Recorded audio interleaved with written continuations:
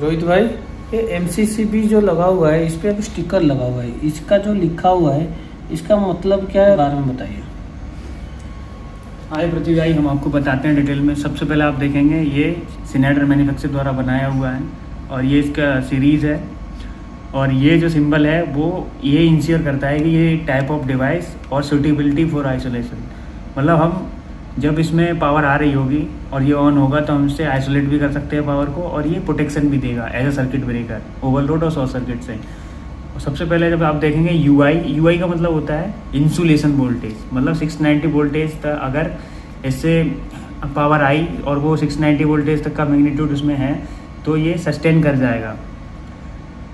मतलब इसका इंसुलेशन इस तरीके से डिजाइन किया गया है सर्किट ब्रेकर का कि 619 वोल्टेज तक ये आसानी से इसको बियर कर सकता है। UIMP का मतलब होता है रेटेड इम्पल्स वोल्टेज। ये सर्किट ब्रेकर जब मैन्युफैक्चर के द्वारा बनाया गया है तो ये 8 kV यानी कि 8000 वोल्ट तक के सर्ज को, जो सर्ज आते हैं किसी सिस्टम में, बहुत सारे कारण होते हैं उसके, आप कमेंट में बताइए कि सर्ज आने के क्या क्या कारण हो सकते हैं।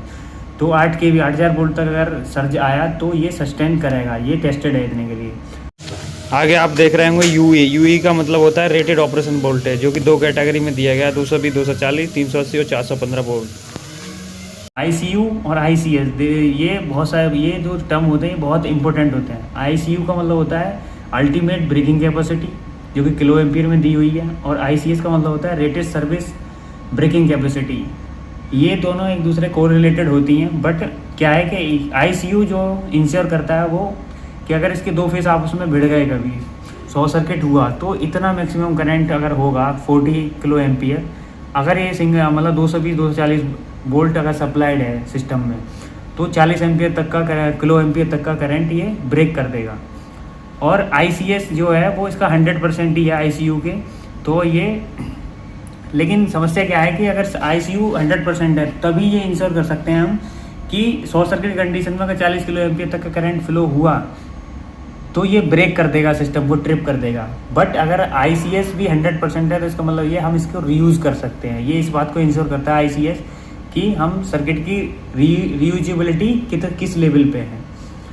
तो ये 2 कैटेगरी जो दी गई हैं वो ऑपरेशन वोल्टेज के अकॉर्डिंग दी गई हैं कि इतना वोल्टेज होगा तब इतना करंट है जो किलो एम्पियर में वो इसको उसके अकॉर्डिंग ये ट्रिप करेगा।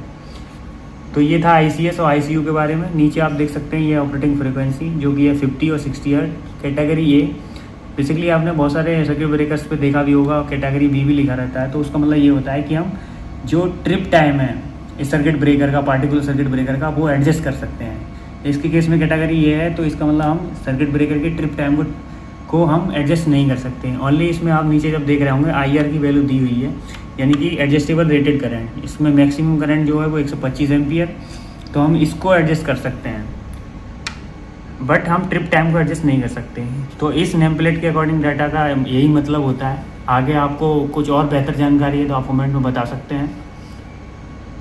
तो वीडियो देखने के लिए धन्यवाद।